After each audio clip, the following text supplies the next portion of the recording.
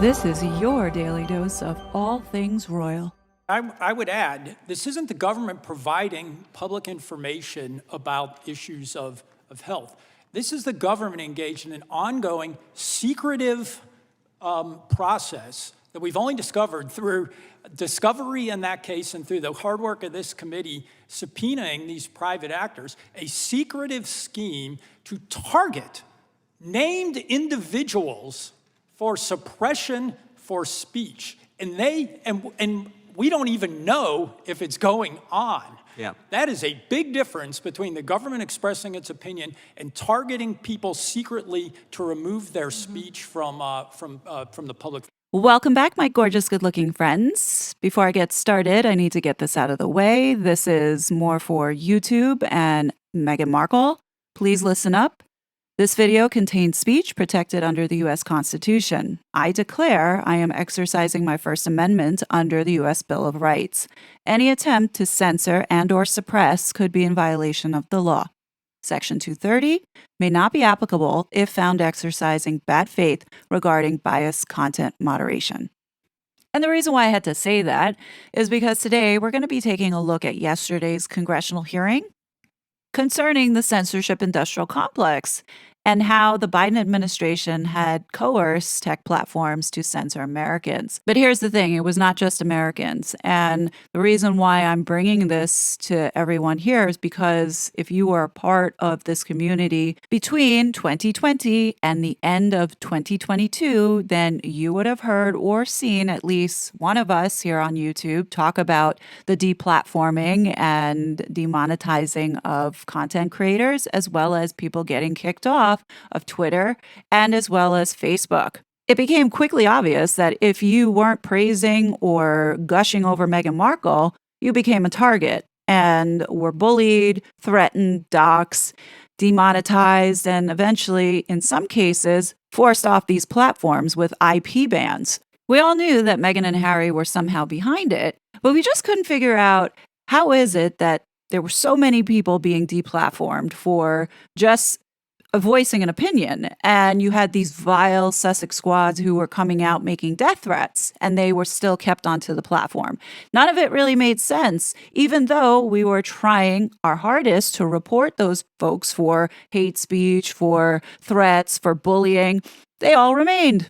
I hope by now, if you've been following this channel, you recognize that it's because they're a part of this censorship machine. There is absolutely a global effort from other Western countries to control the information online. The thing that's prohibiting this one world government and compliance is the fact that the United States has this First Amendment, which prohibits the U.S. government from getting directly involved and silencing American speech. Other countries like Brazil, Australia, Canada, even the monarchy in the UK have directly contacted YouTube, Facebook, Twitter, before it was bought over by Elon Musk, to get things removed or suppressed. And for the most part, they were compliant. However, ever since Elon had taken over Twitter, we're now seeing all the secretive things that had been going on, including the United States getting involved with enforcing and coercing these social media platforms to pull stuff down. Knowing that Prince Harry and Meghan Markle have been a part of this whole machine and seeing what happened to our community, there definitely is a violation here in the United States of our First Amendment rights, whether it be looking at it from the perspective of we have a foreign prince here who is technically seen here as a representative from the UK, another government, telling social media companies or working with social media companies in order to take away rights of the American people.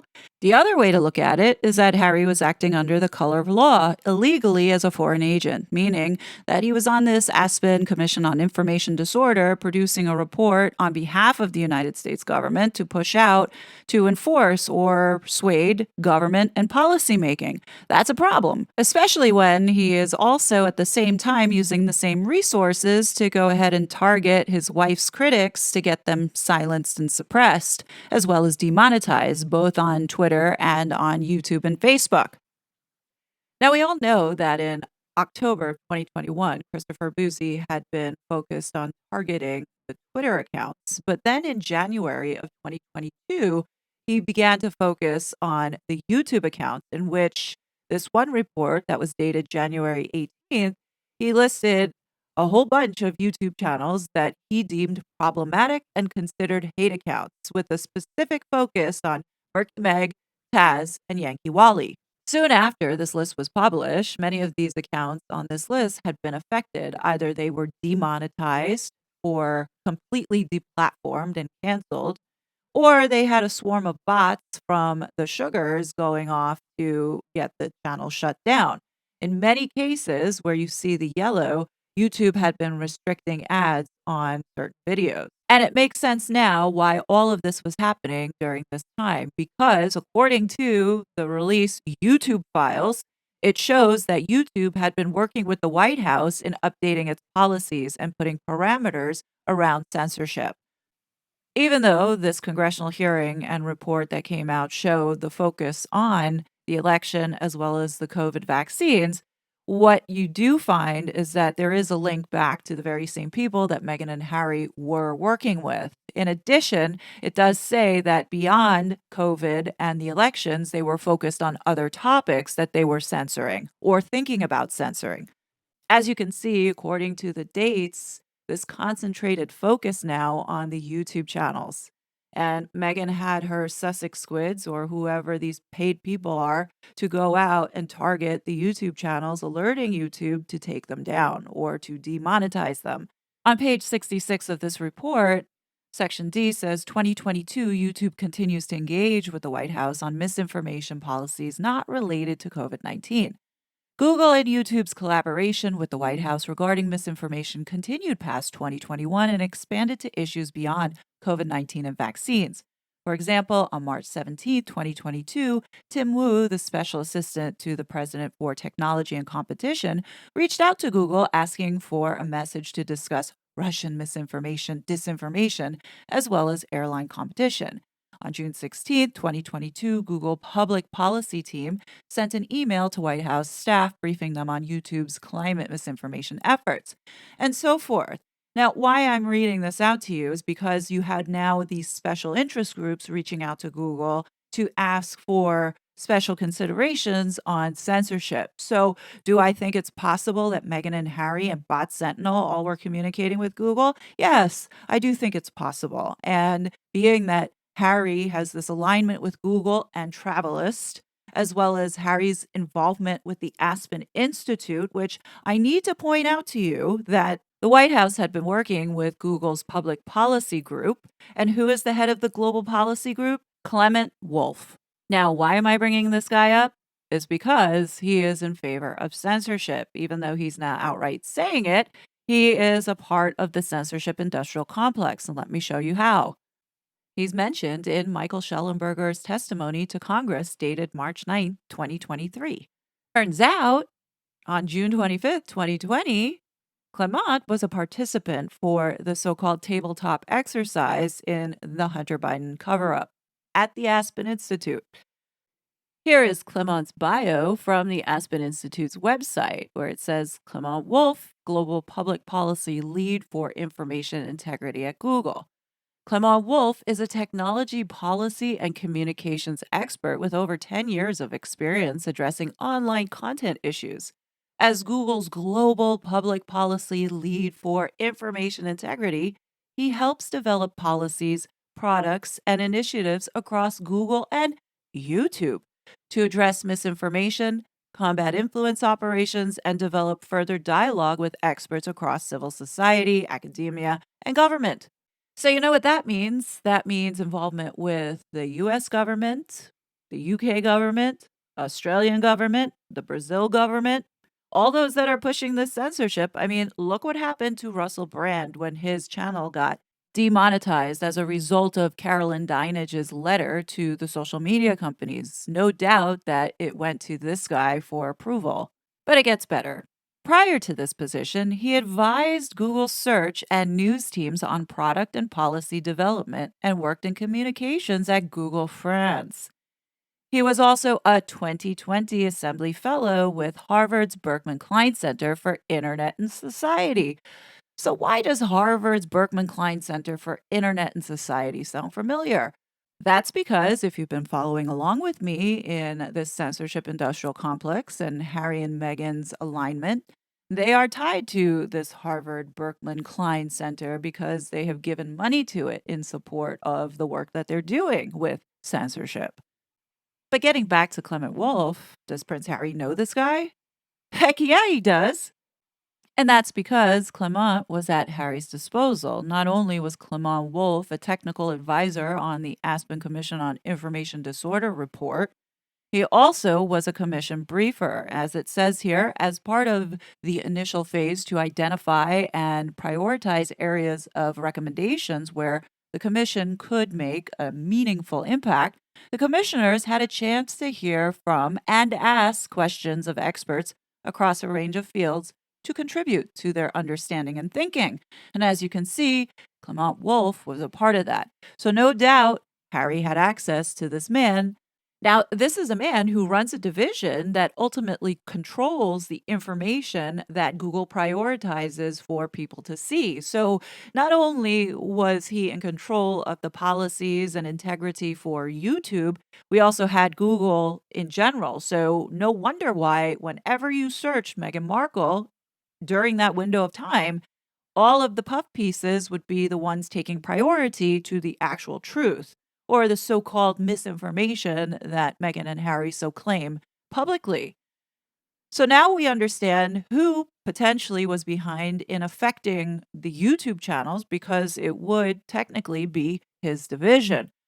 So now it makes total sense as to why, during this window of time, there was such a hardcore focus on YouTube and the so called policy violations, to which Boozy ended up producing a report highlighting in the Megxit channels why he felt that YouTube was not adhering to its policy. And that's because in the background, YouTube had been working with the White House and possibly other governments in order to shape their policy. So, for what it's worth, coincidentally, at the same time that the White House was working behind the scenes, coercing the social media companies in censoring Americans surrounding the COVID narrative and making sure that their narrative was being pumped out and on top, Bot Sentinel decides to run a report on Project Veritas and the inauthentic accounts that were talking about the Pfizer vaccine to stop this vaccine hesitancy. Like what he did with Megxit and all those Megxit accounts, he did such a great job that a lot of these accounts were automatically suspended and thrown off the platform. Are they connected? Well, I don't know. Maybe, maybe not. I'll let you guys decide. But Project Veritas did issue a letter to the University of Washington and Stanford because they were being censored as a result of the projects that Renee DiResta and Alex Stamos had been involved with, along with Kate Starbird. It's kind of coincidental how everybody is connected to one another. I'm just saying. Now, who remembers when YouTube removed the public dislike counts? That was done on November 10th, 2021, in which Meghan was at the New York Times saying, yeah, tabloids should have a warning label.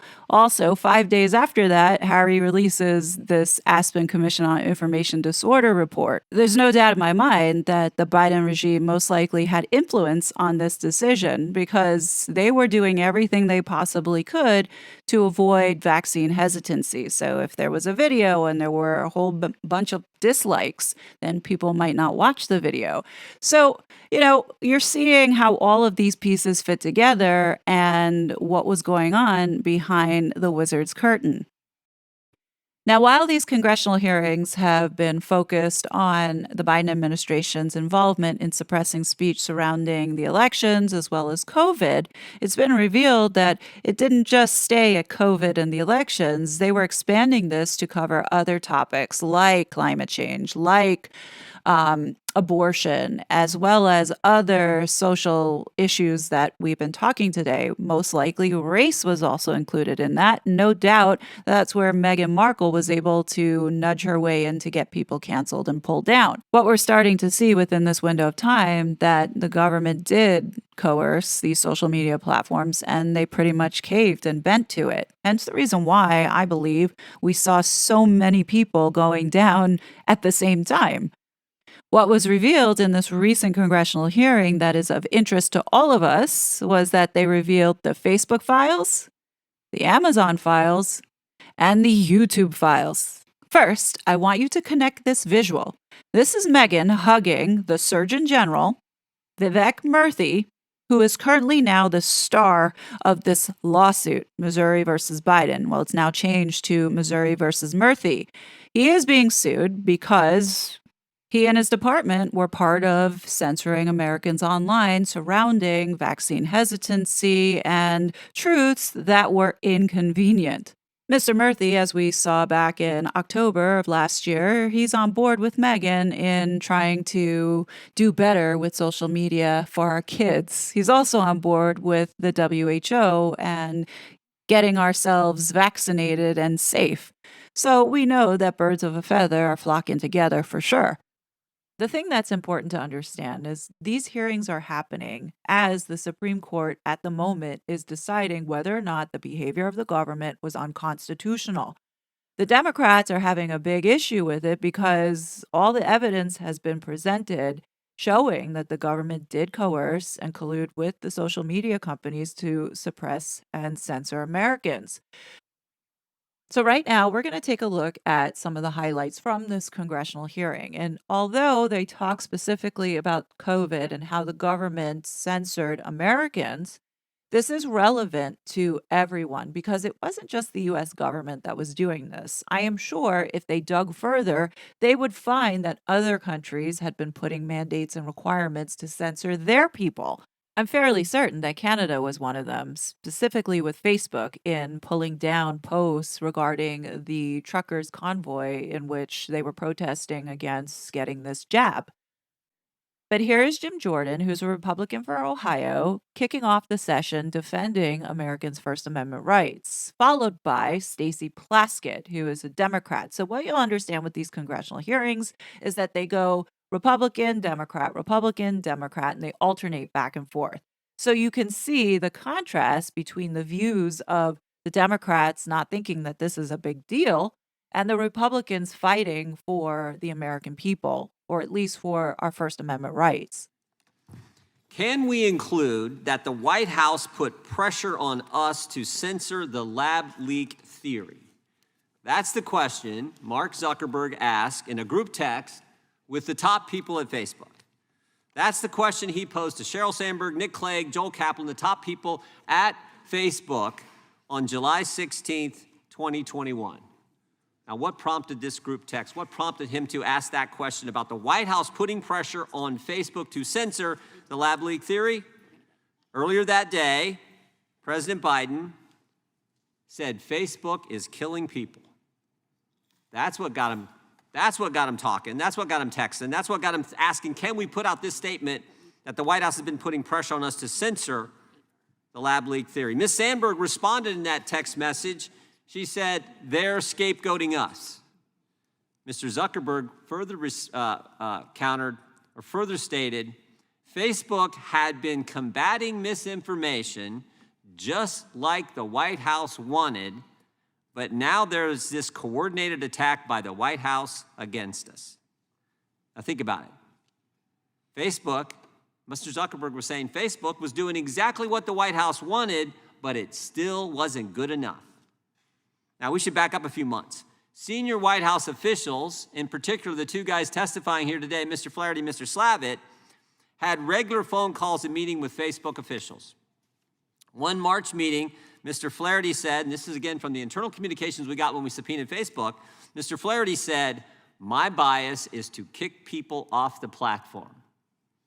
White House is telling a social media platform, one of the biggest ones in the world, you should kick people off your platform if they're saying things we don't like.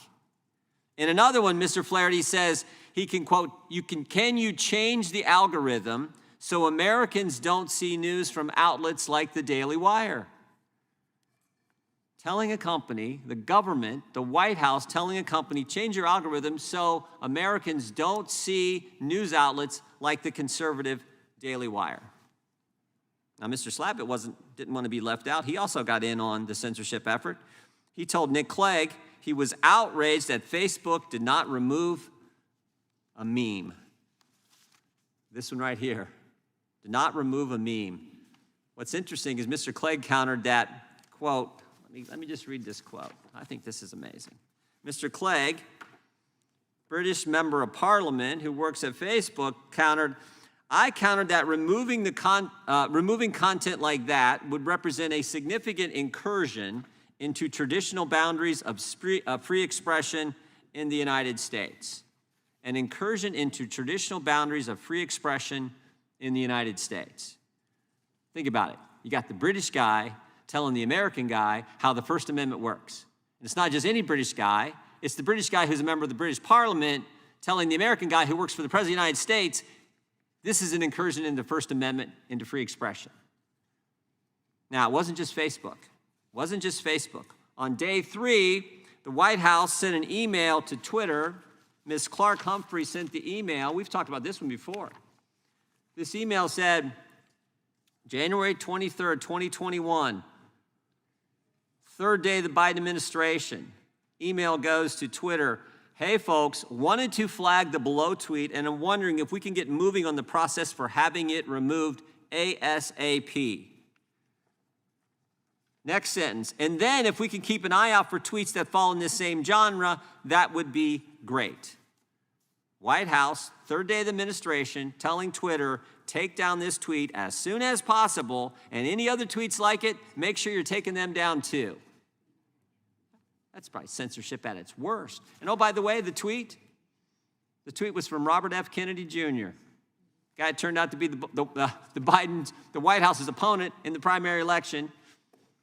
And all Robert F. Kennedy said is, Hank Aaron's tragic death is part of a wave of suspicious deaths among elderly closely following administration of COVID vaccines. He received the Moderna vaccine on January 5th to inspire other Black Americans to get the vaccine.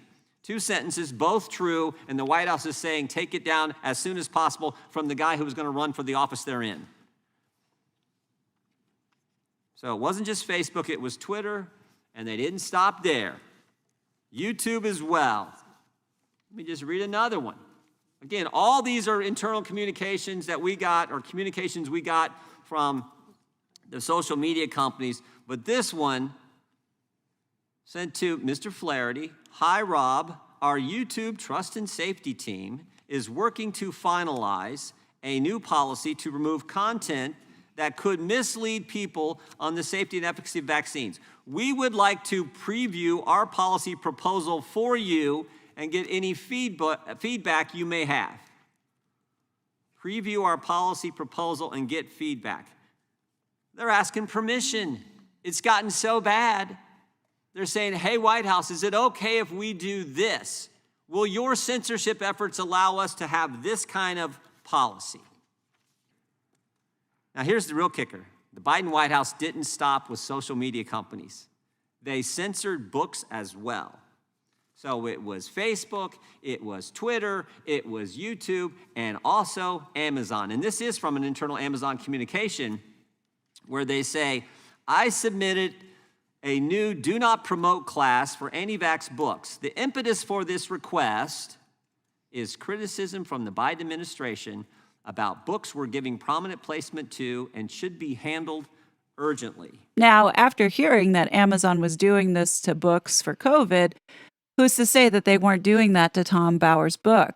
I remember when Tom Bauer's book Revenge came out. First, it wasn't offered here in the United States, so I'm guessing Meghan and Harry had some type of pull in making sure that it was not going to be sold, at least not in Canada, because Canada wasn't carrying it. But then eventually, when it came to the United States, it wasn't being recommended or promoted on Amazon. And you'd have to type in the full name as well as the author in order for it to come up. You couldn't just type in revenge and it pop up. It would give other selections with the word revenge in it. It's something Samantha should keep in the back of her mind, especially as she's appealing her defamation case. Perhaps maybe Megan did the same thing to Samantha's book in making sure that Amazon suppressed it. Samantha, if you're listening, this is something that I think is worth investigating. I do have a sneaky feeling that Megan might have done that to your book, hurting your book sales. So, it wasn't just social media, it was books. Books as well. This virtual book banning that they were involved in. And if you disagreed with them, your social media company, your book, your Amazon, you get censored, they come after you. Maybe the most important point, when you violate the First Amendment, public debate gets distorted. And when that happens, you get bad policy. You don't have the full debate. You don't hear. That's why we have the First Amendment. Some speech may be wrong. You may not like it, but more speech is the answer, not taking down speech. Policies get put in place when you censor and you restrict the First Amendment. Policies that kept Americans from going to church, from going to school, from going to work. Policies that forced Americans to choose between taking a vaccine or losing their job. All that happened, I think, in part because this effort, to restrict the First Amendment in speech. And I guess maybe the final thing I would point out is, what does the Biden administration have up their sleeve in these last 6 months before the election? What are they going to try to censor now? We know the meetings have resumed. The Foreign Influence Task Force meetings with big tech, we know those have resumed. What are they up to now that's going to try to restrict speech and keep information, important information, from the American people? Next up is Stacey Plaskett. She is a Democrat from the Virgin Islands. After listening to her, you would think that she is one of the Meghan Markle Sussex Squad trolls. While today is only our 9th hearing in this select committee, which I note opened with much fanfare from my colleagues on the right, it's the 6th hearing, like a Groundhog Day, for the same supposed weaponization of social media through the curious case of the so-called Twitter files, Facebook files, social media files, however we want to couch it. The idea that the FBI and the Biden administration have stopped social media companies from free speech.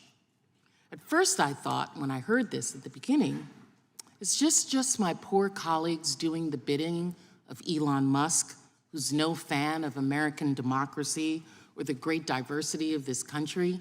Is that what's going on here? Pay attention to this radical Marxist in how she manipulates this narrative, ignoring all the facts that have been presented to her, as if she's speaking to an audience that knows nothing about what this case is about. In addition, she's 100% gaslighting on purpose just to be an asshole. She clearly can't stand anyone who's white. It always has to come back to color and Donald Trump. What's really up their sleeve? It eventually came to light, though, that this is about the continual projection that the Republicans engage in themselves. This is about them intimidating social media companies to stop engaging in reviewing and moderating content before the 2024 election. And it's working. Media, and particularly social media executives and professionals, have been targeted, harassed, intimidated by this committee and the many hordes that follow behind them on Twitter and other places. And they're afraid to do their job. They're afraid to speak up. They're afraid to do their work on those very same platforms. No, Stacey, they're afraid because they knew what they were doing was wrong and they got caught. And guess what? You know how we did this? We did this by spending $20 million. Yes, that's how much this committee has spent to have 9 hearings, 6 of which are repeat hearings. $20 million. My fiscally conservative, budget-conscious don't grow the government coffers, friends, have spent $20 million to have 9 hearings, 6 of which are about the very same subject. At first, when I heard 20 million, that's a lot of money to hold these hearings. But then when you think about what all has gone into it, this has been going on now for over a year. In addition to the lawyers that they had to hire, as well as those putting together these reports and doing these interviews. I mean, there's a lot of work that went into this. $20 million, I don't know, but it's a okay price for me considering we just sent 95 billion to fund wars that don't even help us. I'm all right with that, especially if it's fighting for my freedom. First Amendment goes down, you lose everything else. So it's worth fighting for. 20 million, 50 million. Go for it, Jim Jordan. When you think about the damage that these people cause, and let's look at Meghan and Harry as an example, by weaponizing the media and suppressing people's voices, look at what happened with this country over the last 3 years. It's a direct result of these folks getting hold of controlling the information. Does anybody believe that Joe Biden would be the president this day if they did not suppress that Hunter Biden laptop story? I don't think so, because what it revealed was corruption at the highest order. The consequence to suppressing information is now costing Americans trillions of dollars, not only from inflation, but also in additional costs and burden as a result of this migrant situation. And we're not going to even go into the unquantifiable costs surrounding COVID and the loss of life as a result of misinformation and truths being prevented from getting out to the people. So, Stacey Plaskett, I think 20 million is a bargain to fight for our First Amendment rights so this shit doesn't happen again. Now, what's even more interesting is I love when people give you half a sentence and then don't respond with what the answer is. And they've been doing this repeatedly, and you're gonna hear this throughout this hearing. For example, that first, what was up on the board there, can we include that the White House put pressure on us to censor the lab leak theory? That looks like a question that he's asking his executives, Mark Zuckerberg. What about the answer? The answer was, I don't think that they put specific pressure on that theory. That's the answer. So the answer was no. But he doesn't want to show you that part because that doesn't help the argument that he's making. The other one that he did, where he says, that's a question. Luke, were you asking if there were threats, like if you don't do what we want, a content moderation, we're going to sick Lena Khan on you, or we're going to go after? And Nick, maybe you could answer just the subsequent question. The answer is, we were never sort of threatened with any. That's the answer. And you're gonna hear this repeatedly. That's the answer. They weren't threatened. They were informed, they were asked, they were questioned, things were pointed out to them, but the social media content people did what they wanted to do. That's how a private enterprise works. What's gonna happen now is, I'm gonna give you a preview of what's gonna happen in this hearing, because I've been sitting in this chair for a while, and I think I kind of know the Groundhog Day and how it goes. Up at the top row, we're going to get a poster with a tweet supposedly demonstrating how a member got labeled by social media company as sharing potentially misinformation on COVID. That's gonna happen. Then somewhere else down the line, we're going to hear about censorship in another country like Canada and how we as Americans need to be afraid of that happening here and how we need to make sure that that doesn't happen, and that's why we're having this hearing. Then wait for it, because you know it's coming. We're gonna hear about Hunter's laptop. It's so disturbing to hear that there are people like this in our Congress that do not put our Constitution and our Bill of Rights as the foundation and rock that should not be threatened at any cost. You know, and I find it so hard to understand why this woman's even sitting here considering she doesn't even represent any of the 50 states. She represents the Virgin Islands. Did I miss something along the way? Like, did the Virgin Islands become like the 52nd state behind Ukraine? I mean, come on now. This radical left needs to be voted out. She is a complete threat to this constitutional republic. These people hide behind the word democracy while pushing this socialist Marxist agenda, and they think people are stupid and don't see it.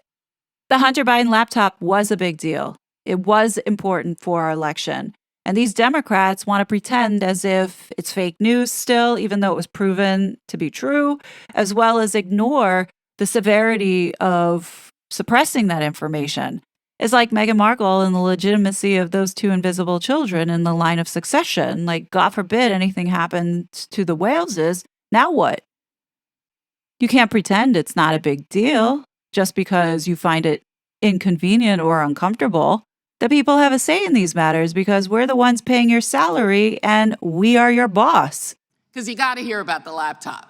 You don't have a hearing unless you hear about Hunter's laptop. And you're going to hear the story about how it was squashed by the FBI and Trump would have won if that had been able to get out in more social media outlets. You're going to hear that one. And then finally, the final campfire story that you're going to hear lower down there is about how scary the FBI is. Because now they're going after people that look like them. And why is that such a problem to talk about? Like, does she find that it's okay that the FBI is targeting a certain demographic as well as political affiliation to go and question them about their social media posts? Because it is happening. Like, are we supposed to be okay that the FBI is turning into some sort of thought police to which we need to be afraid that they might come knocking on our door if we say something on social media? I don't want what's happening in the UK to be happening here. You're going to hear that. That's going to be part of this hearing. So everybody can go, because I've just outlined for you what we're going to do. Or you can watch the tapes of the 6 other hearings we've done, sometimes with the same witnesses. Thankfully, goodness, we've got some new witnesses here. We did bring back one, because it's the same subject. But I do want to thank the witnesses today, all of whom are appearing in front of the Select Committee voluntarily. Like right now, this woman is peacocking. Like she thinks that she's got her dick on the table and telling everybody how it is and how it's going to go down, which throughout this congressional hearing, these Democrats look like jackasses, literally and figuratively. So I'd also like to share with you all why we're hearing these witnesses, this twist on the social media spin that's important right now. Why this is so prescient, having this hearing with these witnesses. Republicans are holding this hearing today in a last-ditch effort to influence the Supreme Court opinion in the case of Murphy v. Missouri. That's what's going on right now. During oral arguments in March, 6 justices questioned Republicans' claim that the federal government interactions with social media companies are tantamount to censorship. The Supreme Court is presently working in their chambers, preparing and thinking and contemplating what that decision is going to be. And what's wrong with letting the Supreme Court see all the evidence? I mean, yeah, the whole point of doing this is so they have all the information at their fingertips to make a judgment. So when the chairman sent a letter to several of the witnesses asking that they testify today, the initial response was, shouldn't we wait until this court's decision? Wouldn't it be bad form to hold this hearing now and use the US Congress to unduly influence the decision? That's exactly what we want to do, is the answer. That's exactly why we're holding this hearing now, because we do want to influence the decision. We do want to use Congress for that. There's no doubt that this is completely inappropriate use of congressional oversight powers, that my colleagues are the biggest projectors ever. I swear, this could be like an SNL skit. All these people do is project. And they are so unprofessional. Like Democrats, I'd be embarrassed if this is what represented my party. You know, they're like the bad boyfriend who tells you that you're the bad person when they're the ones doing the same thing that they're accusing you of. Let's take a step back and remember where we were during this time in 2021. And how, when we think about all of that, think about the projecting they're doing of using this Congress, this body, to weaponize the federal government. This Congress is actually weaponizing against social media companies. So in 2021, President Biden had just assumed office in the wake of a coup attempt. Oh, right, the coup attempt that Prince Harry knew about, and no one bothered to question him or brought him to Congress. Gotcha. Dangerous. The conspiracy theories I'm referring to weren't just, now, and I love her music, Nicki Minaj sharing a story that a friend of her cousin from Trinidad, something bad happened to him in his private parts after he took the vaccine. Remember that one? That the Republican majority has even used our select committee to give a platform to continue Robert Kennedy Jr.'s claim that COVID was purportedly bioengineered in a lab to target Black people, but to spare Ashkenazi Jews and Chinese people. These false claims that target Black people specifically, let me say, playing on the echoes of very real historic medical experimentation on Black people in America that were tantamount to genocide. So I'm going to spare you because it's more of the same thing, but she goes on, really having nothing of substance to say, aside from deflecting what the real issue is the government was censoring Americans, and they don't want to admit it. But instead, they're deflecting it because they think that the Republicans are doing this for the election. So in the end, Stacey Plaskett then starts to read off these names of 25 people who gave depositions or interviews and wants to submit these transcripts because all of these transcripts say that the government didn't coerce them. It's interesting to hear who she was reading off. You have people from Google, Facebook, YouTube, lower level people, former employees, as well as Kate Starbird from the University of Washington, who is getting sued, Alex Stamos, who's also getting sued from Stanford, and a few other people that are mentioned in this lawsuit. Of course, they're going to say, no, the government didn't coerce us into censoring Americans.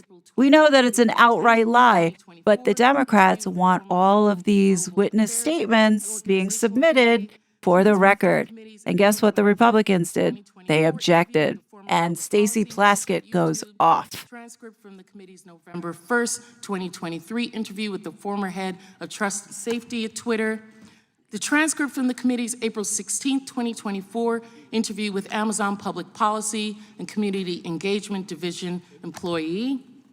The transcript of the committee's June 6, 2023 interview with the University of Washington Associate Professor Kate Starbird. The transcript from the committee's June 23rd interview with the founder and director of Stanford Internet Observatory at Stanford University, Alexander Stamos.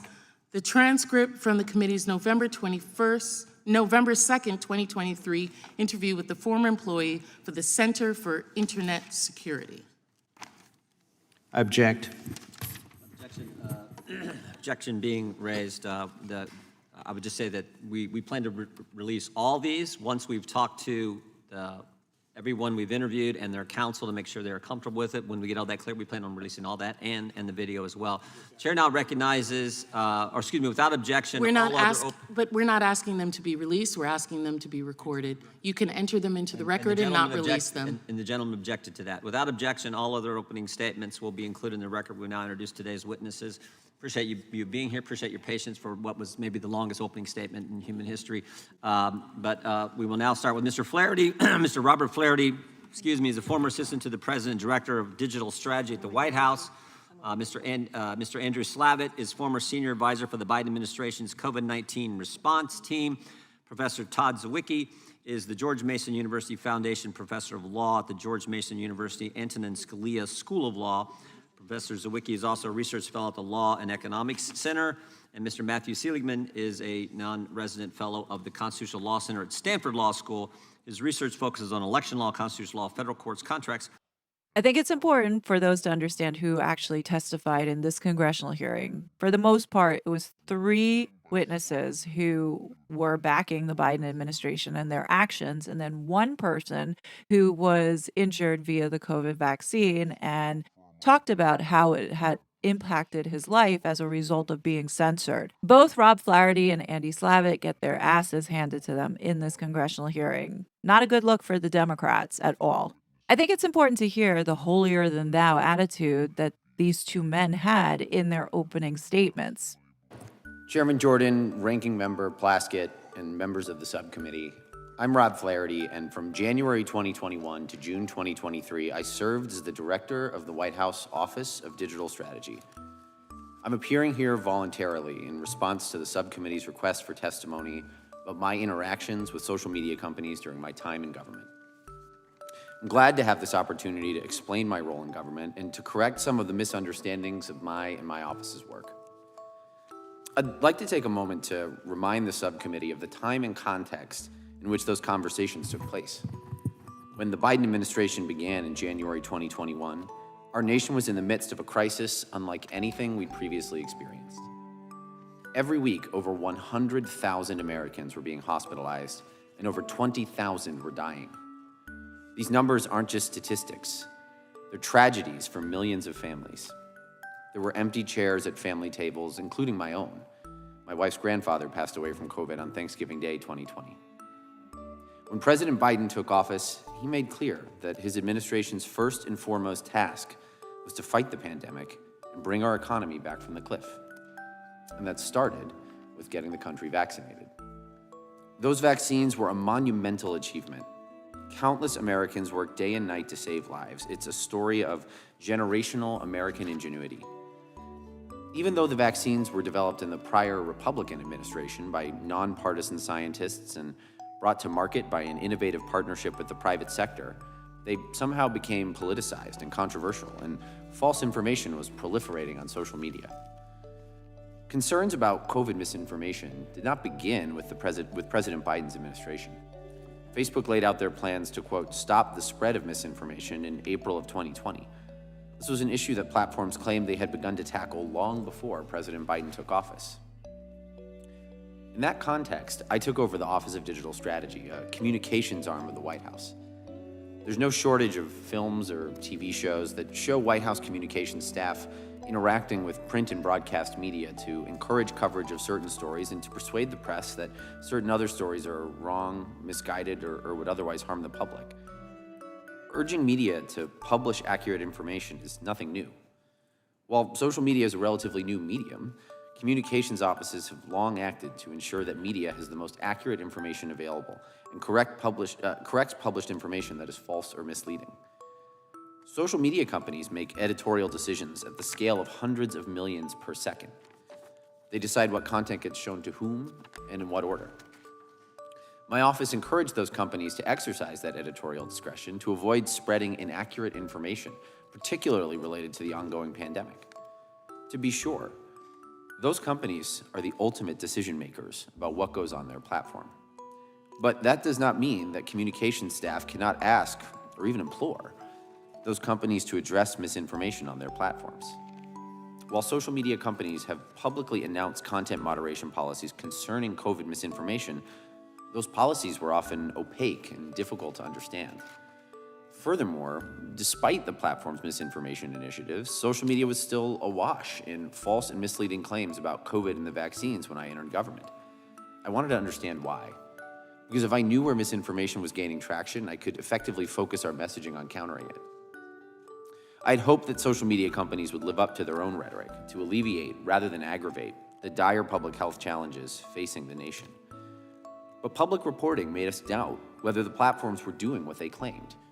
For example, Facebook told me it was too soon to draw conclusions about vaccine hesitancy on its platform. But a few weeks later, the Washington Post published that Facebook had conducted, quote, a vast behind-the-scenes study of doubts expressed by U.S. users on vaccines and found, among other things, that, quote, a small group of users appears to play a big role in pushing skepticism. With lives on the line and confronted by what I believed to be dishonest actors, my tone reflected the urgency of the matter and the stakes at hand. Although Facebook said its policy was to remove false information about vaccine efficacy, the platform was filled with posts falsely claiming the vaccines didn't work. I was deeply concerned that Facebook was exacerbating vaccine hesitancy while telling me they were working hard to address the problem. None of this is to say Facebook or any social media company must do as the White House asks. They don't. While I asked platforms to step up and adhere to their own stated priority of reducing misinformation on their platforms, which would assist in ending the pandemic, the choice was theirs. There were no threats, period. And while the social media companies turned down many of these requests, there were no consequences. Let me repeat that. There were no threats, and there were no consequences. Chairman Jordan, Ranking Member Plaskett, members of the Select Subcommittee, I'm here today voluntarily to discuss my work on the COVID response team at the peak of the pandemic. Let me introduce myself and provide a brief statement. I'm Andy Slavitt. Between January 21 and June 9, 2021, I served in the Biden administration as senior advisor to the COVID response team. I've worked in the healthcare industry since the early 1990s as an entrepreneur, a business leader, a regulator, administrator, a CEO, and as an investor. Yes, you heard that right. An investor. And guess what he invested in? Telemedicine and mental health services. And if you notice the date, look when those investments were made at the height of COVID. I was asked by the Biden administration to assist in the difficult operational work needed to end the pandemic as quickly and safely as possible. Those first few days on the job are cemented in my mind. When President Biden was inaugurated, over 4,000 Americans were dying that very day from COVID-19. You see, we don't necessarily know if those numbers are accurate because with all this money that was being doled out to the hospitals and the healthcare industry to handle COVID, it turned out that in some cases, hospitals were abusing the system in which a diagnosis of COVID was a lot higher if you diagnose someone with, let's say, a flu or common cold. In addition to that, hospitals were getting paid like an obscene amount of money to put people on ventilators, whether or not they needed them. It depends on who you ask. But this was one of those things that they were trying to censor. By January 2021, the number of COVID deaths was increasing so rapidly, it had become the #1 cause of death in the United States, nearly 50% higher than heart disease, the next leading cause. Thanks to the work of successive administrations, vaccines had recently become available. In those early months, we procured and assisted in the production of vaccines, sent military troops into the field to help Americans get vaccinated, and coordinated the many moving pieces of a response, while providing the public with straightforward and clear information so they could keep themselves safe. As we did, we could see hospitalizations and the death toll begin to meaningfully decline. By June 2021, when I left the administration, more than 300 million doses of the vaccine had been administered to 2/3 of the public had been vaccinated. As a result, the number of COVID deaths were reduced in the 139 days of my tenure by 90%, from 4,000 on day 1 to 400, the lowest since the pandemic began. By June 2021, COVID-19 had dropped from the top cause of death to the 7th. I understand that the Select Subcommittee is interested in the Biden administration's interactions with social media companies regarding their policies on content moderation and how such conversations comport with the vital American ideals enshrined in the First Amendment. They were entirely consistent. My communication with social media companies consisted of a limited number of conversations, mainly concentrated over the course of a few weeks in the middle of my 4-month tenure. I was guided by 2 principles in my interaction with social media companies. First, any content decisions and judgments about their enforcement are strictly the domain of social media companies. While policies varied, most social media companies during the pandemic adopted standards designed to prevent what they considered to be the most harmful false content from spreading on their sites. Second, where public safety is concerned, having policies was not enough. As you will see today, I questioned social media companies on how those policies were implemented. Look, we are all aware of the issues that social media companies must contend with, from hate speech to sex trafficking, to the sale of illegal drugs like fentanyl, to foreign adversaries attempting to sow terrorism or violence. It is useful for Congress and the executive branch to be able to have an open dialogue on these challenges with social media companies. It was not our job to set or enforce policies on social media companies. It was our job to understand how those policies were implemented and how their decisions would affect the safety of the American public. Despite any concerns I had about the impacts of the COVID misinformation, to my knowledge, no one within the administration ever sought to make decisions for Facebook or any other social media site over their content moderation. Further, we had no intention of coercing social media companies into taking any action, and I never received any indication that our dialogue ever was interpreted that way. Facebook and other social media companies heard our concerns and occasional complaints, and I would like to think they considered them. But I want to be clear that they made their own decisions. Thank you, Chairman Jordan, Ranking Member Plaskett, and members of this select subcommittee.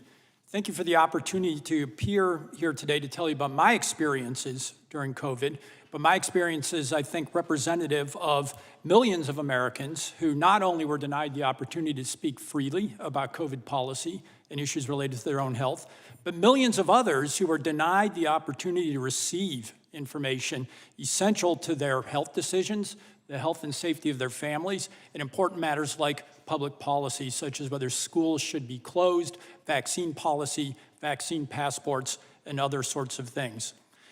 I got COVID. I was an early adopter in the first week of March 2020, and so had natural immunity. A year later, my university tried to impose a vaccine, did in fact impose a vaccine mandate.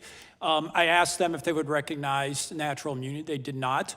So I sued them with the help of one of my lawyers who are here today, Representative Hageman. Thank you for your help with that. And we prevailed, and I'm grateful to George Mason for granting me an exemption. But as I dove into these waters, what I discovered quickly was that all of the major news media, pretty much, were part of a cartel to suppress any heterodox opinions about COVID. And so as a result, I became very active on social media, and I discovered a number of doctors, such as the great Dr. Human Norchasm, my immunologist, who was tweeting and the like. And I became a very active participant. I gave lectures, I gave interviews about COVID policy and my case to try to inform the public. What I discovered was that, that there was this system of censorship going on quite clearly.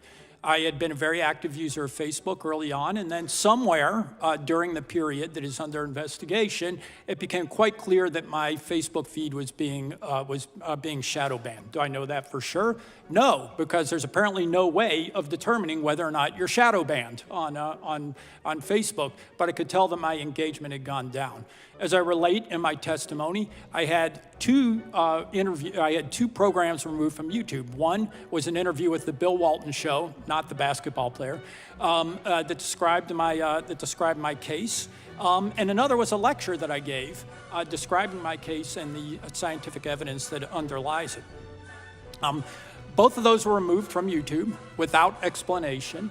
To this day, I don't know what supposedly the medical misinformation was, whether it was something I said or there was somebody else on that tape who said it. Now, for those who were laughing during the ranking member's opening statement, let me tell you, as an academic, as somebody who takes ideas seriously, being labeled, being libeled as a spreader of medical misinformation is not a joke.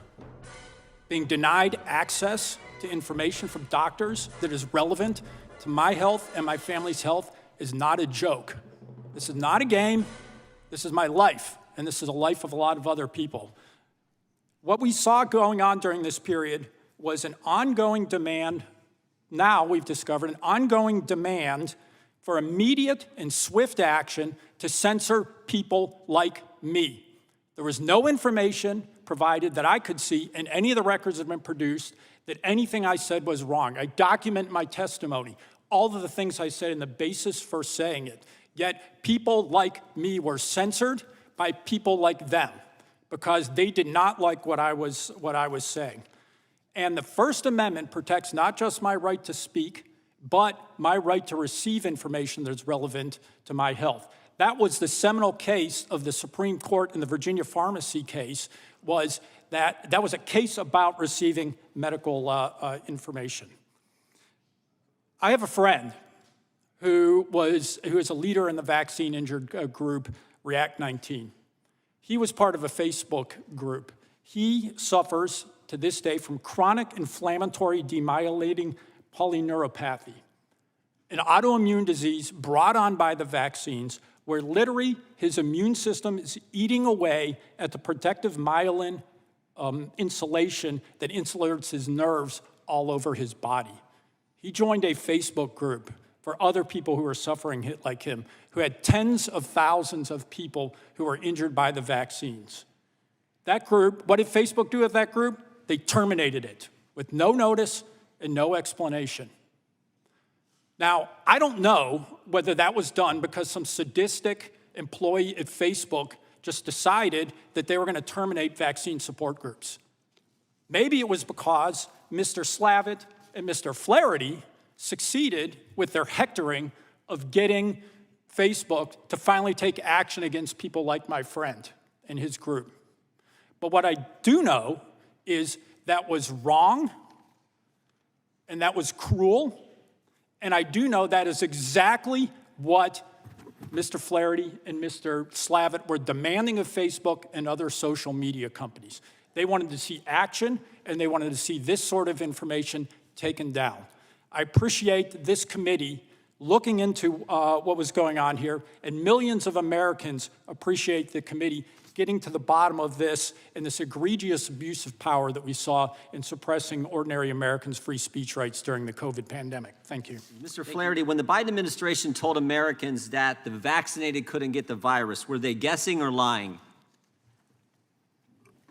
Congressman, I think first of all, it's important to remember my role in this discussion, which is as a communicator on behalf of You work for the Biden administration, you're assistant to the president. It's a simple question. When they told the American people that if you get the vaccine, you will not get the virus, was that a guess or was that a lie? Congressman, when we were communicating on behalf of the administration, we were communicating the best information provided by some of the best medical scientists in the world in Atlanta, Bethesda, and beyond. Our role is let me ask you a simple question. Can the people who got the vaccine, could they still get the virus? Congressman, again, I'm not here as a medical expert. No, that's as common. Everyone knows that. Of course they can. I'm just asking you a simple question. Well, let me do it this way. What's the definition of misinformation? Congressman, certainly there's different and varying definitions of mis and disinformation. At the end of the day, the platforms. Tell me the difference. Tell me what misinformation is. Congressman, these are decisions that the platforms ultimately get to make about how they. I'm not asking that. I'm a simple question. What's misinformation? Well, Congressman, I think it's important in the context of these. How about you, Professor? Can you tell me what misinformation is? I assume it would be saying something was completely untrue. Saying something that's untrue, but with no intent. No intent. Disinformation, this is what all the misinformation experts tell us. Misinformation, saying something that's not accurate. Disinformation, saying something that's not accurate with the intent to mislead, right? That sounds right to me. You agree, Mr. Seligman? That's the common definition in the misinformation industry out there? Yes, my understanding. Okay, that's the definition. So now, Mr. Flaherty, how about this question? When the Biden administration told the American people that the vaccinated couldn't get the virus, was it misinformation or disinformation? Congressman, again, we were communicating the best medical research that we had at the time on behalf of a group of some of the best doctors in the world in Atlanta and Bethesda. When the Biden administration told the American people that the virus didn't come from a lab, was that misinformation or disinformation? Congressman, again, I can't speak to discussions that were had on that topic. It's been a couple of years, but again, generally. The White House put pressure on us to censor the lab leak theory. This was something the White House cared about, so much so that Facebook was the top people at Facebook were having a group discussion on it. So I'm just asking, when they said that, was that misinformation or disinformation? Congressman, I can't recall the specific example. When the Biden administration said that masks work, was that misinformation or disinformation? Again, Congressman, we were communicating the best research at the time, but I also believe that was a discussion that began in the previous administration as well. I don't have my contacts. Melanie, I can't even hear you. It's just noise coming out of an ugly scientist. How about what Professor Zawicki brought up, Mr. Flaherty? When the White House said there was no such thing as natural immunity, was that misinformation or disinformation? Again, Congressman, I am not a medical expert, and my job was to communicate on behalf of a team of medical experts. So you weren't a medical expert, but you could suggest to Facebook that they needed to change their algorithm so that the American people would not see stuff from the Daily Wire. They'd only see stuff from the New York Times. You can do that, but you can't tell me if they were guessing or lying when they said something that was absolutely not true. Well, again, Congressman, my role was as a communicator on behalf of the best information available, and the role of the platforms was to have a set of policies that they enforced on their own. And that, my engagement with them had, no bearing on what they're... No bearing? No bearing? Well, Congressman, again... Third day, who's Clark Humphrey?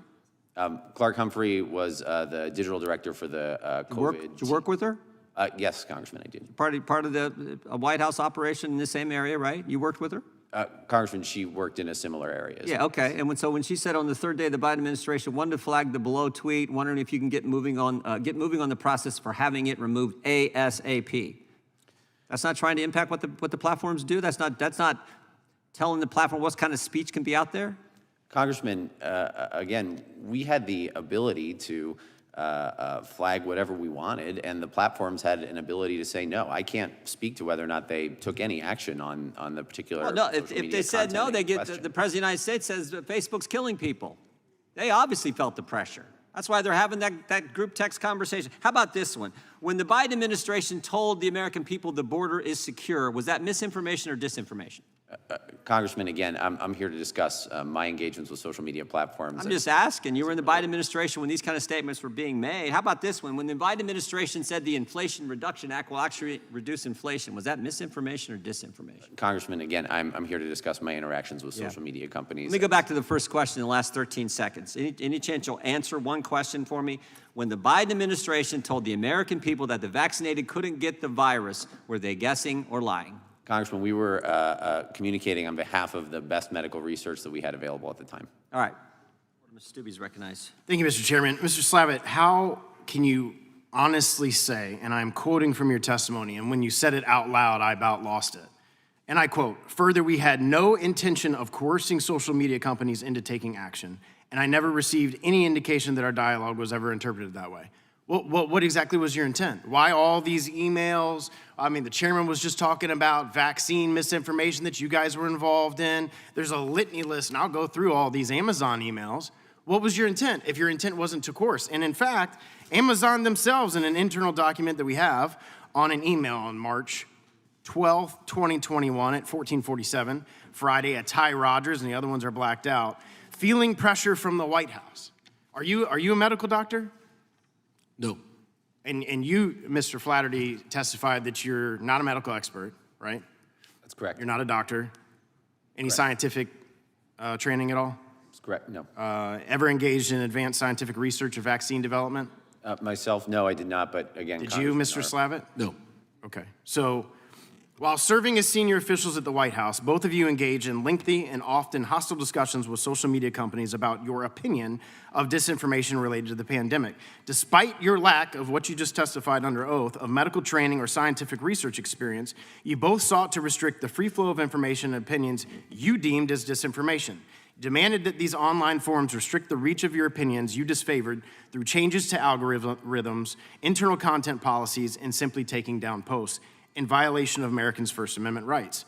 Unfortunately, many of these social media companies caved to your pressure campaigns despite your lie to the American people today in this committee that you had no intent of coercing them. You absolutely did, and that was absolutely your intent, because what other reason would you waste all this time communicating with Amazon and Facebook and Twitter to get them to take down stuff? In fact, simple things like books. So you guys had a busy day on March 2nd in the White House. March 2nd, 2021, you guys were emailed. We'll start with you, Mr. Slavitt. You emailed from you to Zach Butterworth. Flattery, you were on the email talking about a specific book, and this is just one of many examples that you flagged for Amazon.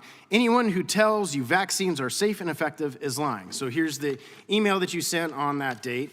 After that, you guys started emailing Amazon, and then on the same day at 6:16 p.m., so the email started at about 3 o'clock in the afternoon, and it's now 6:16 p.m., Mr. Flattery, then you're emailing Amazon saying, let's talk about what your policies are. We want to understand what lines are here. My colleague Or can help find us a time. So that was on March 2nd, despite the fact that you don't want to coerce social media companies, even though you're under oath and that is what your testimony says.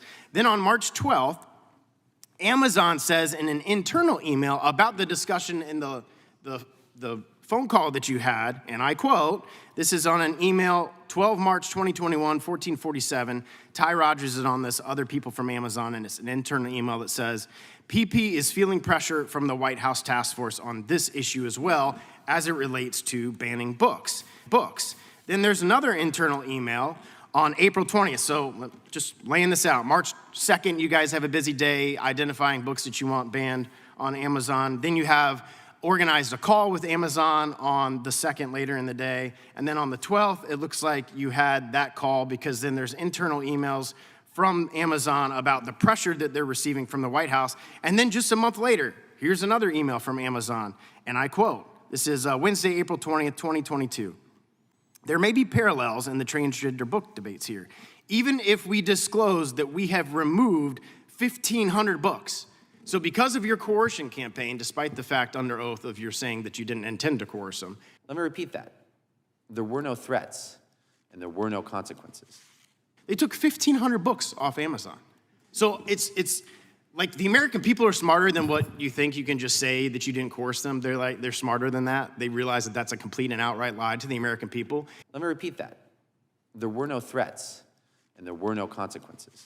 Because they have all of this information now, thanks to the great work of this committee and the chairman, of getting actual email correspondence and records of phone conversations, of you talking to people at Amazon, people at Facebook, people at Twitter, to take down not just books, and then our testimony here from another witness of him on Facebook. All of this work that you did was clearly intended to coerce the social media companies to act in a certain manner. And to testify otherwise is a complete and outright lie to the American people. Good. This is good. I'm going to grab a glass of water. Here's another internal Amazon email. Is the Biden admin asking us to remove books, or are they more concerned about search results or order? That's an email between Amazon employees on March 9th, all during this kind of monthly time frame where all this was going on. High levels of propaganda. This is another email from you on that same day. Man, that was a busy day at the White House for emails. March 2nd, 2021, Slavitt emailed Amazon's Vice President of Public Policy asking who to the White House could talk about the, quote, high levels of propaganda and misinformation and disinformation on Amazon's online bookstores. A month later, they banned 1,500 books. So to testify under oath that you didn't intend to coerce these social media companies to act in a certain manner favorable to your political position is an outright lie to the American people. I yield back.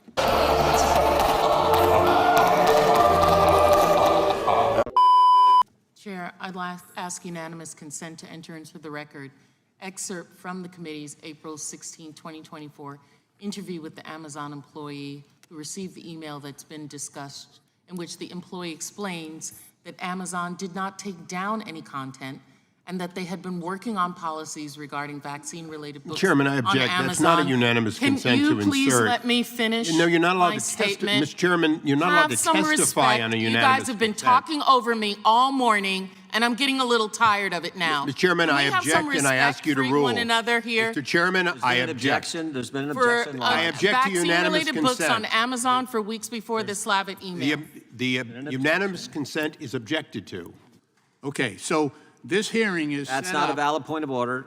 You haven't even heard him finish his this hearing- sentence. Because point of order has to start with a reference to the section and the order. You can't just start talking. No, There's been a no. motion to table. Mr. Chairman, The this question is Are on you the going to motion do this? to table. You're going to do this for the rest of this ridiculous. year? You're going to No, I'm operate not going to this do way that. I'm with going your to follow colleagues? the rules of the committee. You don't Motion follow to the table. the All rules those of the in committee favor when it's of your tabling the colleagues motion over from the there. gentlelady You're from going to treat from us Florida this will way? say aye. Is that how Aye. we're going to do this? What you just said is one of the most insanely idiotic things I have ever heard. Opposed? Is that how we're going to No. do this for the rest of the year? Mr. Chairman. I'm trying to understand, the question before us is, the committee wants to suppress information. Oh, table information, so that we don't have the information available to us. or the public, and we've gone round and round berating the Gentlemen wish to be witnesses about recorded on the vote or not? I'm at a loss to understand, Mr. Chairman, what in the world you're doing. No, it's a Mr. yes or Chairman. no question. It seems like you're at the loss to know what you're supposed to do here, to vote, yes or no? Oh, in other words, to be obedient to me. No, yes or no, you can vote either way you want. Mr. I Chairman, think it's I'll vote no. a dilatory tactic, and the roll call should continue. The clerk should be instructed to continue calling the roll if the gentleman doesn't wish to record. Ms. Garcia. Once again, suppressing information. No, we're just waiting for an answer. If you won't give it to us, we're going to move on. Procedure. Ms. Garcia. Garamendi votes no. Mr. Garamendi votes no. Ms. Garcia. Well, I talk about coercion. I vote no. Ms. Garcia votes no. Mr. Goldman. No. Mr. Goldman votes no. Ms. Crockett. No. Ms. Crockett votes no. Clerk will report. Mr. Chairman, there are 10 ayes and 8 noes. The motion is tabled. Mr. Chairman, I would ask unanimous consent that items asked for... Object. Object. I'm asking unanimous consent. Objection has already been made. I have to get to you knowing what it is before you... We don't get to explain what we're That asking. the material previously asked for by unanimous consent to... Never let anyone take your joy from you. I call myself a joyful warrior. Right? Never let anyone take your joy from you. You do what you gotta do. And isn't that a wonderful way to live? To know you have purpose. I share with my gentlelady on the other side of the aisle, I have never seen a unanimous consent for appropriate outside information to be objected to, and I don't believe it was here today. You're the one that made the objection. I made the objection did for it yourself. material previously not released, which is pursuant to the committee to be released by agreement with the chairman. Having said that, I came here for a hearing.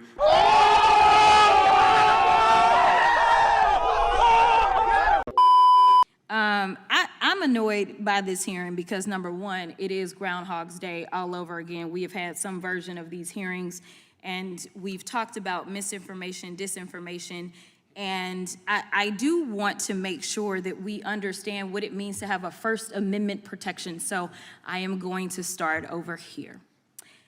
When we talk about the Constitution, for those that don't understand how it works, is it limitless and there's no restrictions to any of our constitutional rights? No. It's not limitless, is it? No. In fact, I know that my colleagues believe there's no limits to the Second Amendment, and it sounds like they believe there's no limits to the First Amendment, but I remember when Trump got banned from Twitter, and that probably saved the country. Nevertheless, it at least would have saved him some money, because right now he just got caught up in court for, never mind, we're not gonna talk about Truth Social right now, but there are limits on the First Amendment and what can be done. So number one, let's talk about who the actor has to be. The actor, when we're talking about the First Amendment, has to be the government, correct? Correct. All right, and if we're talking about actions of the government, which there's allegations of some nefarious thing that was going on behind the scenes where the government is really co-opting social media, and so therefore they are the government actors, can you talk about some of the things that are limited? Are acts of violence okay to limit under the First Amendment? In certain circumstances, yes. Okay. What about libel or slander? Again, in certain circumstances, yes. Okay, so flat out falsities that can potentially cause harm, they also could be limited too, huh? That's correct. Okay, all right, so now we know, even though we're talking about social media, which last time I checked is not run by the government, we know that First Amendment rights can be limited. But what is so interesting about this hearing is that basically what the Republicans are arguing for is carte blanche. We should be allowing anybody to say whatever, and that's how we get so much Russian propaganda.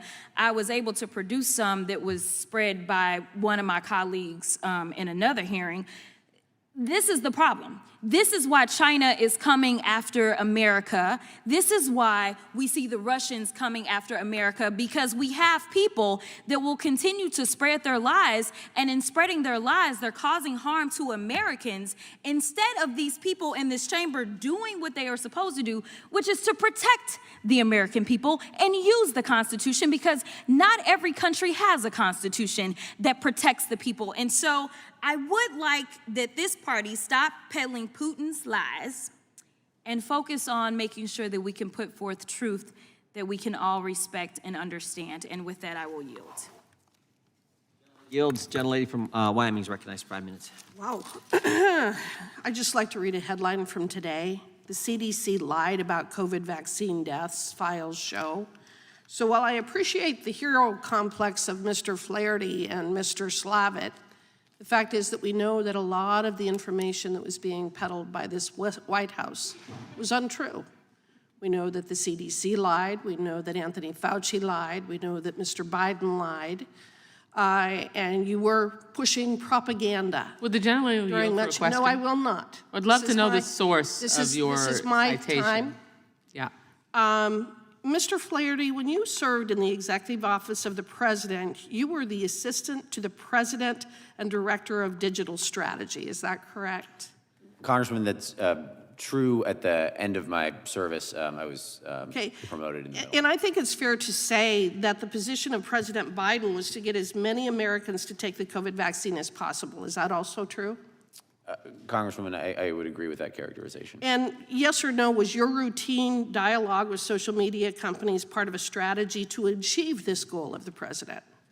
Congressman, we engage with these social media Please companies. answer the question, yes or no. They had stated Was that the purpose of engaging with the social media companies? Yes or no? Congresswoman, the engagement with social media companies was certainly in service of Thank you.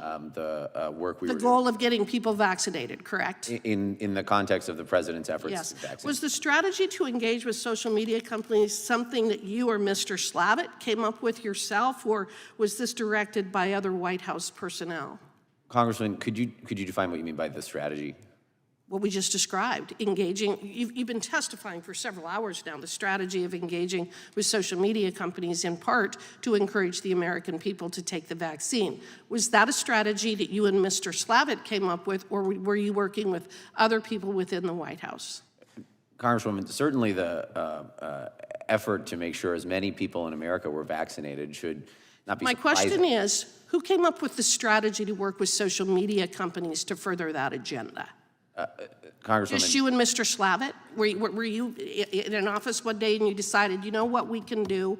We're going to come up with an idea that will work with social media companies to try to further this vaccination agenda.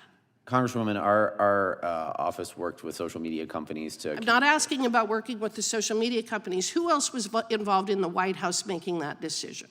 Congressman, there were certainly a number of discussions about various elements of our plan. Was President Biden or White House Chief of Staff Ron Klain or other senior White House officials aware of the fact that you were asking social media companies to demote or remove vaccine-related content? Congresswoman, again, we were across the Were they aware of your activities? As demonstrated by the emails, were they aware of your activities? It's a simple question. Congresswoman, I'm not authorized to discuss internal discussions within the White House. Did you ever inform the social media companies that you were briefing President Biden, White House Chief of Staff Ron Klain, or any other senior White House officials? Congresswoman, I don't recall specifics of who I was briefing when. It's been a couple of years. So let's put up I have an email here. I'd like to direct your attention to this email, which specifically states that you were referring to, quote, it might help to consolidate this and the other recent conversation or convo your higher-ups had with Ron. Do you see that in that email? Yes, Congresswoman, I do. Who is Ron? At the time, Ron Klain was the Chief of Staff at the White House. All right. And so there were conversations that you had with Ron Klain about these activities that you were engaging in with the social media companies. Congresswoman, I don't recall having a specific conversation with Ron about this. You realize you're under oath, don't you, Mr. Flaherty? Congresswoman, Do you realize you're under oath? Do you realize that you've sworn to tell the truth? Congresswoman, I agree. Okay. My colleagues on the other side of the aisle state that there is no government censorship because these are private companies who could make their own decisions. If this is the case, then why did you think that reaching out to the companies about their content moderation policies was a productive use of your time? Congresswoman, sorry, could you restate the question? Yes. Why did you think that reaching out to these social media companies was a productive use of your time if you never had any influence with them? Well, Congresswoman, certainly these social media companies had a set of policies that they stated. Why did you care whether they enforced their policies? What difference did that make to you? Are you a part of the contract? Is it your responsibility to enforce policies of private companies? Congresswoman, I think it's important to remember the fact that this is, these kinds of engagements with people who publish information are standard across government. You can try to gaslight us as much as you want to and try to act like your activities didn't have any influence. But one of the things I noticed, Mr. Flaherty, is that you use the F word an awful lot in your email correspondence with these social media companies for emphasis. We all know why you were doing it and why you use the F word in your emails to these companies. It was to emphasize the importance of them doing exactly what you were telling them to do. You violated the First Amendment rights of American citizens. You know that, and we know it too. And those people that received those messages said that they were not coerced. It seemed to be important that that information be not only a formal part of the record, or a part of the formal record, but also be available to the public, since it would seem to counter the fundamental point that the chairman's trying to make, that there was coercion. Am I right or wrong here? Gentleman yield. I absolutely share with the gentleman that we need to release these as soon as they can be approved by the as valid transcripts. And I share with them that more information rather than less.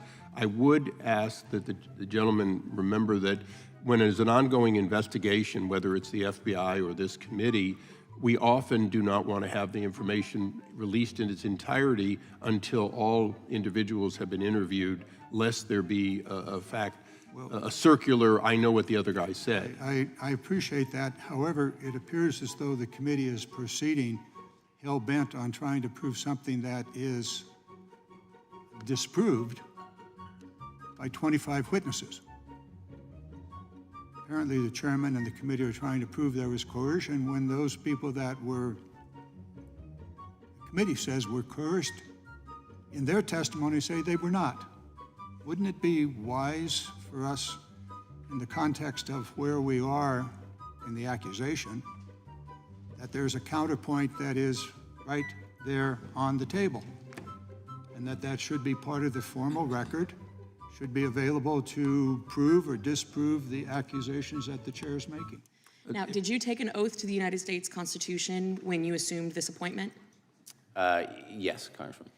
Perfect. And you're familiar with the First Amendment? I am. Can you please outline the 5 tenets of the First Amendment for me?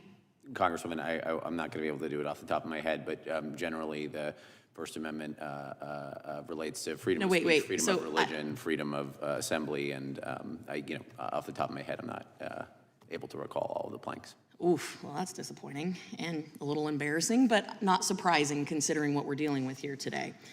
Now, I certainly wouldn't expect that someone who cannot outline the basic tenets of the First Amendment to uphold the Constitution, of which you took an oath to defend, but here we are today.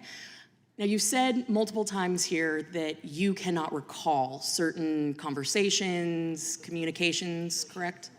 Congresswoman, I left the White House almost a year ago. These discussions happened more than 2 years ago. Certainly there are a number of discussions related to this that I'm not able to recall. Okay, so you agree that you have said multiple times here you cannot recall? Congresswoman, yes. Okay, just want to make sure. And I'm so glad that we have receipts, because we have come with receipts. In fact, all of your emails from that time. So we're going to help you recall some of these conversations. On February 6, 2021, at 9:45 p.m., we love our timestamps, you emailed Twitter to demand immediate removal of a parody or imposter account linked to Biden's adult daughter. You stated, quote, "Please remove this account immediately."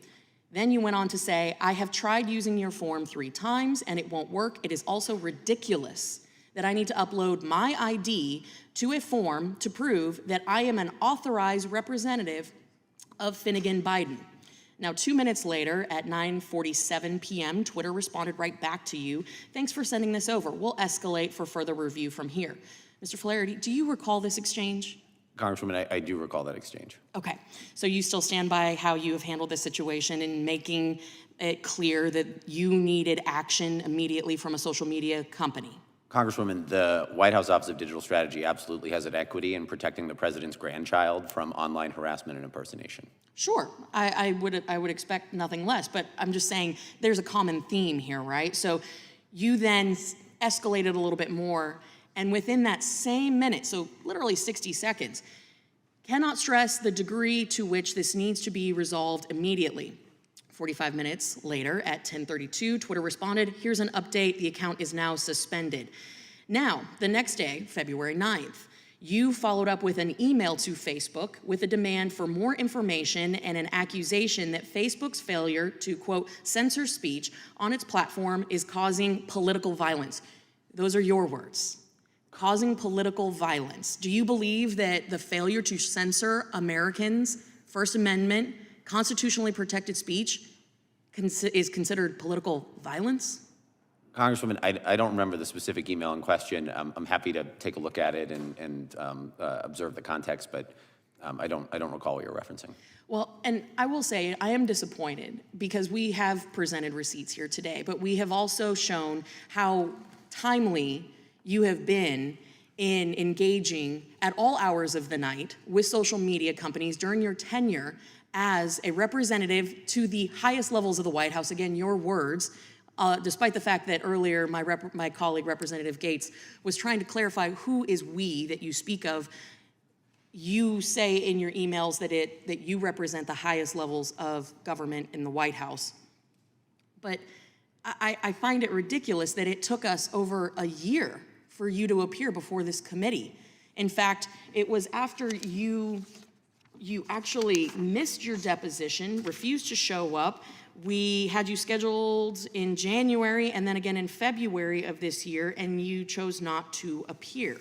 Now, is it safe to assume that in your role as the deputy campaign manager for the Joe Biden re-election campaign, that you speak on behalf of the campaign or the President of the United States? Congresswoman, I'm here to discuss my interactions with social media companies when I worked at the White House from January 2021 until June 2023. I'm not here to discuss the campaign. But you're basically saying that you don't speak for President Joe Biden or his campaign, and you didn't speak for him during your time at the White House. So either you have completely misrepresented your role, or you are trying everything possible to make sure that your correspondence with social media companies directly threatening, coercing these companies to silence Americans who disagreed with the political agenda of the Biden administration happened.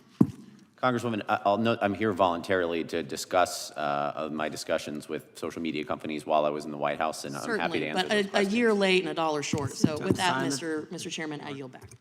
Thank you, Mr. Chairman. We are seeing a pattern here now, a year and a half into this Congress, and we see it with the impeachment investigation, and we are seeing it starkly here.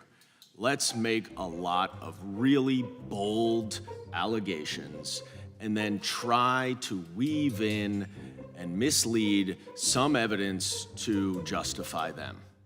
It certainly happened in the impeachment, and it is happening here again, because in order to, quote, coerce or censor, then that means whoever the private company that receives the communication from the government must feel coerced and act on that information, and B, they would not have done that but for the government intervention. And the problem that we continue to have with my Republican colleagues is they can get the first thing, but they never get the second. That is why evidence is important, and that's why we rely on evidence. So when colleagues over on the other side of the aisle talk about a TikTok ban, they are misrepresenting what the bill did. The bill required ByteDance to divest from TikTok, not to ban TikTok. And that is so consistent with all of the cherry picking of these emails that we have seen here today. I want to bring up another example, which was actually the focus of an entire hearing on this topic, but has not been mentioned once today.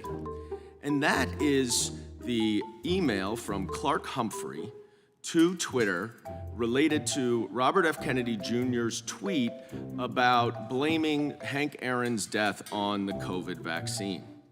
And this was the center of the Republican case up until today, and now we're moving on. And I wanna just stress why. Clark Humphrey wrote, wanted to flag the below tweet, and I'm wondering if we can get moving on the process for having it removed ASAP. Oh my goodness, coercion. That is censorship. It's some industrial complex. But you know what the problem was? It wasn't taken down. It wasn't taken down. Twitter received that email from the White House and did not act on it. Mr. Seligman, is there possible to have coercion when someone does not do what the other person asks? No. Now, we've heard a lot on the other side of the aisle. I think my friend Mr. Stubbe talked so much about March 2nd, all the emails to Amazon and trying to ban books. Well, we were not allowed to enter into the record some of the testimony from the employee who received those emails at Amazon. But I'm going to go through this transcript because this employee was asked about that email. Even though you anticipated that you might be asked to remove content when you had a live conversation with Mr. Flaherty, you in fact were not asked to remove any content. Question? Answer, that's my recollection, yes. So I just want to be clear, to your knowledge, did anyone from the US government, including Mr. Flaherty or Mr. Slavitt, both of whom are witnesses here, ever coerce Amazon into removing content from its platforms? No. The answer, as the ranking member pointed out with so many other companies, was that they made their independent decisions what to do with the content based on information provided from public health experts like Mr. Slavitt and the CDC and how that applies to their own policies. So you cannot have a First Amendment violation when a private company is making its own independent decisions, as every single company as part of this investigation did. So what is this all about? It's not actually about proving a First Amendment violation. What the Republicans want to do with this committee, because we've had hearing after hearing after hearing about some bogus First Amendment violation by private companies, is they want to chill the government from actually interacting with the private companies as we come upon an election in November of 2024. Russia interfered through social media in 2016.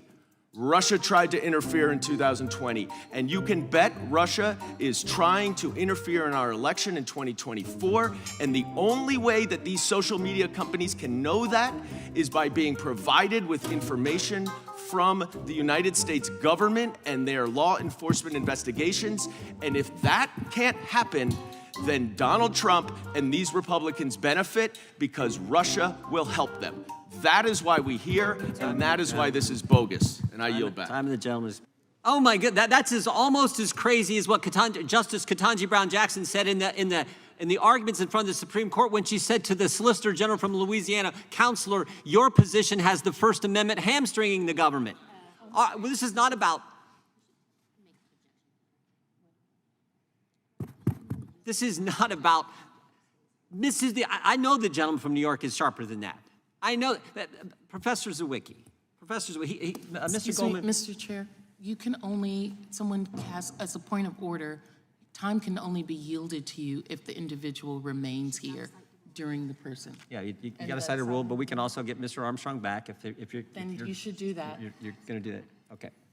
But you need to cite the rule. If not, we'll proceed. When he comes back, we'll make sure he gets back. Mr. Chairman, will you just yield quickly for a brief response? My 5 minutes. No, it's my 5 minutes, and when I'm done Okay, with so 5 you're going minutes. to attack me and not let me respond? No, I said, I know you're smarter said my than that. name. I was complimenting the new. You said my the name, you York. said I know you're smarter than that, because I did not say anything about the First Amendment being used to chill the government. I said you in this committee are trying to chill government agencies. That's very We're different. trying to protect the First Amendment. We're trying to protect the government from chilling American speech. Let the record show the gentleman from North Dakota has returned to his spot on the committee. Professor Zawicki, let's reference the email that Mr. Goldman brought up.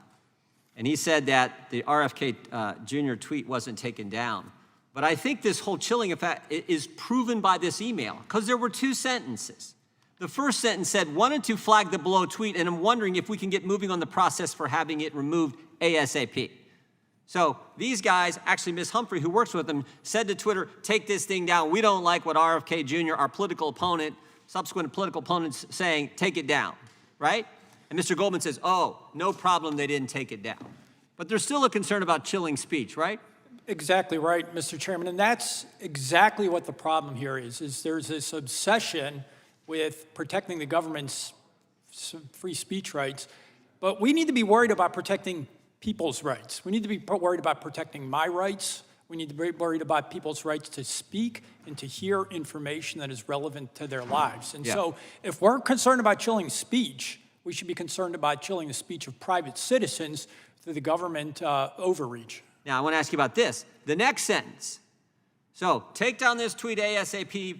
Mr. Goldman says, oh, they didn't take it down, so there's no problem. But the next sentence says, and then, if you can keep an eye out for tweets that fall in this same genre, that would be great. That's the real chilling impact. Oh, we caught you. We don't like this tweet. We don't like what it conveys. Take it down. They don't take it down. But now, in the back of their mind, they're saying, oh, you know what? I better be on the lookout for anything else, or I'm going to get another call, another email. Mr. Flaherty's going to call me. Mr. Slavitt's going to call me and say, what the heck are you doing? He's going to be outraged. He's going to pressure us, which all happened. So the second sentence is the chilling effect in that email. Is that right? Yes. This is just ridiculous. Oh, and let's go to the Amazon communications, because this was speech that was changed. This was content that was changed at the request of the guys in the Biden administration. The impetus for this request is criticism from the Biden administration about sensitive books we were given prominent placement to. So we're going to create a new do not promote class for anti-vax books. So they demoted these books. So a direct result of they said it themselves. The impetus, the catalyst for this is the guys at the White House. That's us not just chilling, that's actual action taking place at the request of government to limit speech and who gets to see it. And I would add, this isn't the government providing public information about issues of health. This is the government engaged in an ongoing secretive process that we've only discovered through discovery in that case and through the hard work of this committee subpoenaing these private actors, a secretive scheme to target named individuals for suppression for speech. And we don't even know if it's going on. Yeah. That is a big difference between the government expressing its opinion and targeting people secretly to remove their speech from the public forum. Take down this tweet ASAP, the White House. And be on the lookout for any other thing in this genre. Exactly. That's a direct attack. That's as big a chilling impact as you can have on speech, coming from the office of the president, the White House itself. This is definitely a space we need to watch, because it's not just the United States where the pressure is coming onto the social media platforms. We're seeing it from other governments. putting pressure on these social media companies, as well as creating these laws that are going to then blend over into American First Amendment rights. At this point, when you look at the various laws that are being passed from the online safety bill, as well as the next bill that's about to be passed, which is the EU control chat bill, in which they want to break the encryption and be able to monitor all types of information and content that's being transferred. So they want to be able to see and monitor what type of videos you're sending out, photos, the communication, all through any kind of medium that has a two-way transmission. So you have text, email, WhatsApp, social media, even on this platform on YouTube, they want to be able to monitor people's comments in order to gauge, and I'm sure they're going to use AI to predict whether or not you are harm to society.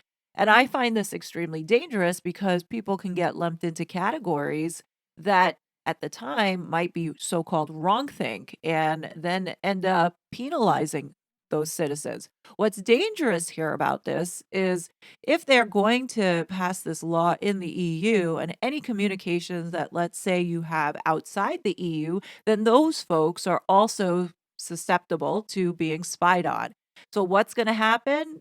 The United States, obviously, they're going to say, oh, no, we don't want to break our Fourth Amendment, but they could very well go ahead and buy that data from the European Union to then spy on Americans. This is why people need to wake up and pay attention to how much freedom we are letting go and not pushing back. I mean, at this point in time, you see how dirty Meghan and Harry are and what they're trying to do, and the people that they are associated with equally are just as corrupt and destructive. When you look at this photo of the EU Commissioner for Home Affairs, this woman, Johannesson, look at her necklace. Does that look familiar to you? It should. Meghan Markle's part of this Marxist socialist movement that is sweeping our nation. As you can see, birds of a feather definitely flock together and think alike. And with these evil folks wanting to take away people's voices because they're afraid of being exposed for being the liars and scammers that they are, you see this pressure being forced onto taking away these freedoms. And from what I gather, it does look like there is enormous outside pressure coming from foreign countries like the UK, like Australia, all these countries that are passing these laws in order to then drive and force the First Amendment to be broken. And, it's shameful that Meghan is calling herself an American because everything that she has done is so anti-American. Why not give up your citizenship, Meghan, and go live in another country like China or North Korea where you think you'll fit in? But in any case, they are definitely a part of this censorship machine. They are definitely part of this Marxist agenda that's sweeping and consuming the Western civilization. And, quite frankly, people need to wake up because we are getting closer to this election. And you know that these idiots have things up their sleeve to sabotage this election this time around. And we can't let it happen. But what do you guys think? I know that this was a lot, but it's important for you to see how they fit into what was going on at the time when all of us were being affected and couldn't understand why. But definitely leave your thoughts. As always, I will be back with more content. But until then, please be safe, and I will talk to you later. Bye. Such a fraud.